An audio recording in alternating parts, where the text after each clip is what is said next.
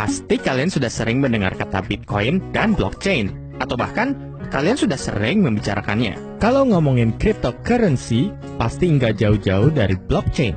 Tapi kamu tahu nggak apa hubungannya blockchain sama cryptocurrency? Terus, gimana sih cara kerja blockchain?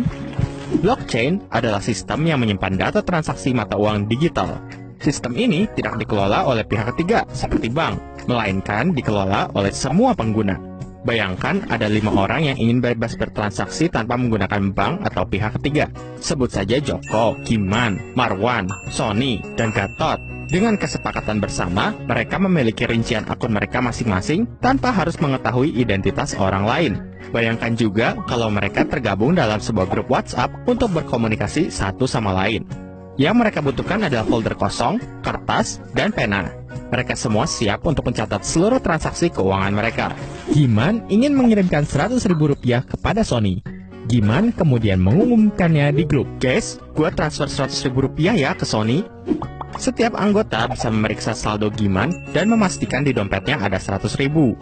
Kemudian setiap anggota mencatat transaksi Giman dan Sony di buku catatan mereka. Joko, Gatot, dan Marwan membalas. Noted kan? Transaksi seperti itu terus berlangsung, dan setiap transaksi mereka beri segel, lalu mereka masukkan ke dalam folder. Tapi, sebelum mereka menyimpan transaksi di dalam folder, mereka sepakat untuk memberi segel di setiap lembar transaksi. Segel ini dibuat supaya tidak ada yang mengubah catatan mereka. Mengingat catatan itu akan disimpan dalam jangka waktu yang sangat lama, jika gembok aman, semua anggota nggak perlu khawatir catatan mereka berubah. Sebelum melanjutkan cerita 5 sekawan tadi, ada 3 hal yang harus kamu ketahui. Blok terdiri dari 3 unsur, yaitu data, segel baru, dan segel lama sebagai referensi dari transaksi sebelumnya. Proses pembuatan segel ini memerlukan sebuah mesin. Di sini, kita sebut saja mesin segel. Ajaibnya, mesin segel ini akan mengeluarkan kombinasi huruf acak jika kita memasukkan angka berapapun. Katakanlah kita memasukkan stiker dengan label angka 5. Setelah diproses oleh mesin segel, ternyata angka 5 berubah menjadi kombinasi huruf. Ajaib bukan? Jika kita coba lagi memasukkan kertas stiker dengan label angka berbeda, mesin ini mengeluarkan kombinasi baru. Ternyata, mesin segel ini bisa mengeluarkan kombinasi acak huruf dan angka. Bagaimana kalau kita sepakat untuk mencari angka yang menghasilkan kombinasi antara kata burger dengan angka dan huruf lainnya? Jadi, untuk menyegel transaksi, kita harus mencoba berbagai kombinasi angka hingga menghasilkan label burger. Percobaan pertama menghasilkan kombinasi mirip kata bakpia. Percobaan kedua muncul kombinasi mirip kata onde-onde. Belum muncul kombinasi dengan kata burger. Setelah melakukan ribuan kali percobaan, ternyata angka 14045 menghasilkan kombinasi kata burger 00. Dan bingo! Kita menemukan segelnya.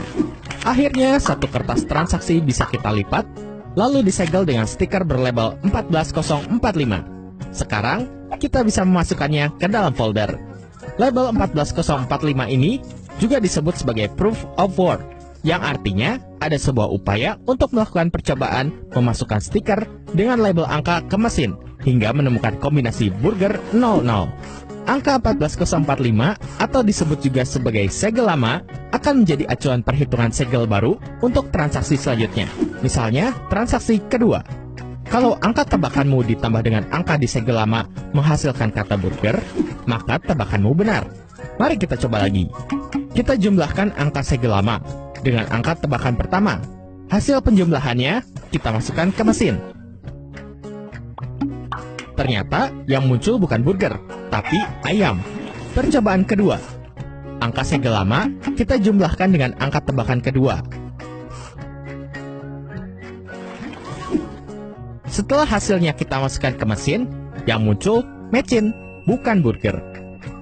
Setelah melakukan ribuan kali percobaan, akhirnya kita menemukan angka 14022. Segel lama 14045 ditambah calon segel baru 14022, hasilnya 28067. Saat hasil penjumlahannya kita masukkan ke mesin, muncul burger 01. Bingo! Stiker berlabel angka 14022 adalah segel transaksi kedua. Jadi, transaksi kedua bisa kita sebut dengan data.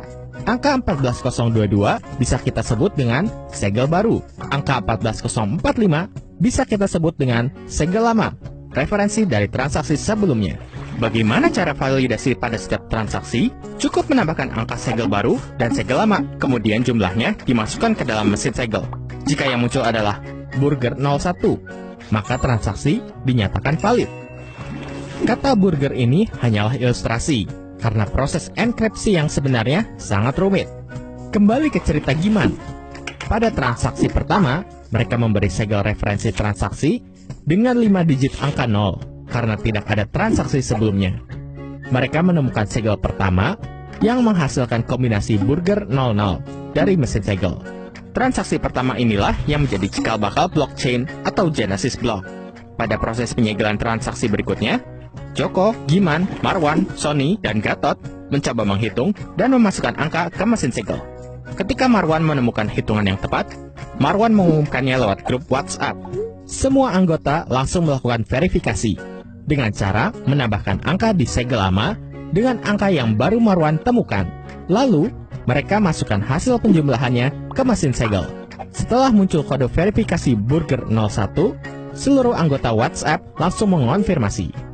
Mereka masing-masing menyimpan kertas transaksi kedua ke dalam folder, lalu memulai transaksi baru.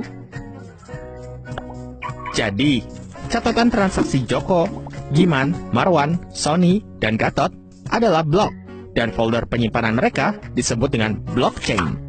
Lalu proses penyegelan setiap transaksi disebut dengan mining. Karena proses penyegelan ini memakan waktu dan tenaga, setiap orang yang berhasil menghitung atau menemukan angka yang tepat akan mendapat imbalan Bitcoin atau uang digital lain.